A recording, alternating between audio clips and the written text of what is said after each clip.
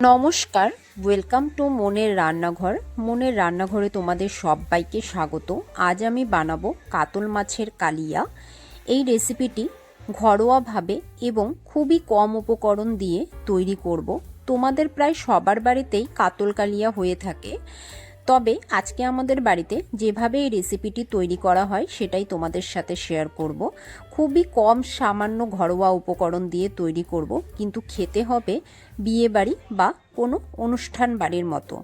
তো চলো তাহলে দেখে নেওয়া যাক রেসিপিটি কিভাবে তৈরি করছি। আমি এখানে কাতল মাছটা হাফ কেজির মতন নিয়েছি। এখানে গাদা এবং পেটি দু ধরনের পিস নিয়েছি। প্রথমে মাছটাকে লবণ এবং হলুদ দিয়ে ভালো করে মেখে আধা ঘন্টার মতন ম্যারিনেট করে রেখে দেবো, যাতে করে মাছের ভেতরে লবণটা ভালোভাবে ঢুকে যায়। এখন একটা পেস্ট বানিয়ে নিয়েছি মিডিয়াম সাইজের দুটো পেঁয়াজ কুচি, 4-5টা কাঁচা লঙ্কা আর 1 ইঞ্চি সাইজের আদার টুকরো।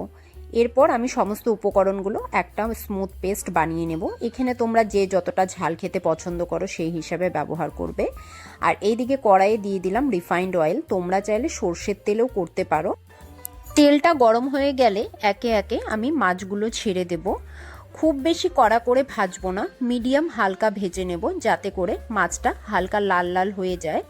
তো এক পাশ হয়ে গেলে আরেক পাশও উল্টে ভালো মতন করে ভেজে নেব। এই টাইমে অবশ্যই করে গ্যাসের ফ্লেমটা মিডিয়ামে রাখবো, যাতে ভেতর থেকে মাছটা খুব ভালো করে কুক হয়। মাছটা ভাজা হয়ে গেলে মাছটা তুলে নেব।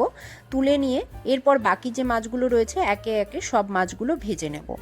এরপর ওই মাছ ভাজা তেলের মধ্যেই আমি অ্যাড করে দেব গোটা গরম মশলা, 3টে এলাচ আর 1 টুকরো দারুচিনি। একটা সুন্দর গন্ধ বেরিয়ে গেলে আমি এর মধ্যে অ্যাড করে দেব স্বাদ মতন লবণ, আর তারপর অ্যাড করে দেব পেঁয়াজ, আদা এবং কাঁচা লঙ্কার পেস্ট। লবণটা আগে দিয়ে দিলাম যাতে করে তেলটা একটু কম ছিটে। তোমরা এভাবে ট্রাই করতে পারো। এরপর সামান্য পরিমাণে একটু জল দিয়ে দিলাম, দিয়ে মশলাটাকে খুব ভালো করে কষিয়ে নেব পেঁয়াজের কাঁচা গন্ধটা যাওয়া পর্যন্ত। আর এই টাইমে অবশ্যই গ্যাসের ফ্লেমটা মিডিয়ামে রাখবো। আর এই দিকে আমি আরেকটা পেস্ট বানিয়ে নিচ্ছি। বাটিতে দিয়ে দিলাম 1/2 চামচ জিরে গুঁড়ো, 1/2 চামচ ধনে গুঁড়ো, পরিমাণ মতন হলুদ আর 1/2 চামচ কাশ্মীরি লাল লঙ্কার গুঁড়ো। এটা শুধুমাত্র আমি কালারের জন্য ব্যবহার করেছি। এরপর এর মধ্যে দিয়ে দিব সামান্য পরিমাণে একটু জল, দিয়ে মশলাটাকে খুব ভালো করে গুলিয়ে এক সাইডে রেখে দেব। এখানে যে মশলাটা কষানো হচ্ছে পেঁয়াজ, আদা এবং কাঁচা লঙ্কার, এই মশলা কষানোর মাঝেই মাঝখানটা একটু ফাঁকা করে 1/2 চামচ চিনি দিয়ে দিলাম, যাতে করে চিনিটা ক্যারামেল হয়ে যায়, রান্নায় খুব সুন্দর কালার আসে এবং টেস্টটাও অনেকটা বেড়ে যায়। এরপর গুলিয়ে রাখা মশলাটা অ্যাড করে দিলাম। সমস্ত উপকরণগুলো 2 মিনিটের মতন ভালো করে কষিয়ে নেব। এরপর অ্যাড করে দেব একটা বড় সাইজের টমেটো, যেটা আমি পেস্ট করে নিয়েছিলাম।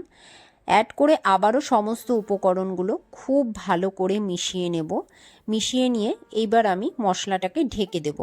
ঢেকে ঢেকে আমি প্রায় 5 থেকে 8 মিনিটের মতন মশলাটাকে খুব ভালো করে কষিয়ে নেব, যাতে করে মশলার কোনো রকমের কাঁচা গন্ধ না থাকে। কারণ যেহেতু আমরা এই রান্নাটিতে অনেকটাই বাটা মশলা ইউজ করেছি, যেরকম পেঁয়াজ বাটা, টমেটো বাটা, তার জন্য একটু বেশিক্ষণ ধরে মশলাটাকে কষাতে হবে।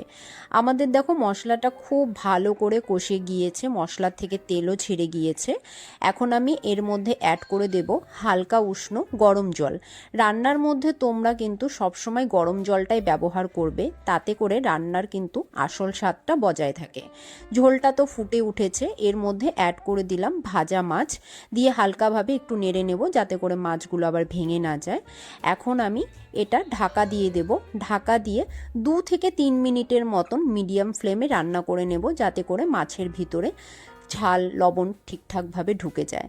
আমাদের দেখো কাতলা মাছের ঝোলটা খুব ভালো মতন ফুটে উঠেছে আর মাছগুলোও নরম হয়ে এসছে। এখন এর মধ্যে অ্যাড করে দেব 1/2 চামচের মতন গরম মশলা গুঁড়ো। এটা অ্যাড করে দিয়ে আবারও খুব ভালো করে সমস্ত উপকরণের সাথে গরম মশলা গুঁড়োটাকে মিশিয়ে নেব। আর আমি এখানে আরেকটা জিনিস অ্যাড করব, সেটা হচ্ছে হাফ চামচের মতন ঘি। এটা তোমাদের কাছে একদম অপশনাল, তোমরা চাইলে ব্যবহার করতে পারো, না হলে স্কিপ করে দিও। আমাদের কাতল মাছের কালিয়াটা কিন্তু একদম রেডি হয়ে গেছে। গ্যাসের ফ্লেমটা অফ করে স্ট্যান্ডিং টাইমে কিছুক্ষণের জন্য রেখে দেব, তারপর গরম গরম ভাতের সাথে সার্ভ করে নিব। তোমরা এভাবে বাড়িতে ট্রাই করো এবং আমাকে কমেন্টে জানিও আজকে রেসিপিটি কেমন লাগলো। যদি আজকে রেসিপিটি ভালো লেগে থাকে অবশ্যই চ্যানেলটি সাবস্ক্রাইব করে দিও, পাশে থাকা বেল চিহ্নটি প্রেস করে দিও, তাহলে আমি যখনই নতুন কোনো রেসিপি তোমাদের সাথে শেয়ার করব তোমরা নোটিফিকেশন পেয়ে যাবে। আজ এ পর্যন্তই, দেখা হচ্ছে তোমাদের সাথে আবার একটি নতুন কোনো রেসিপি নিয়ে। ততক্ষণের জন্য তোমরা সবাই ভালো থেকো, সুস্থ থেকো, ধন্যবাদ।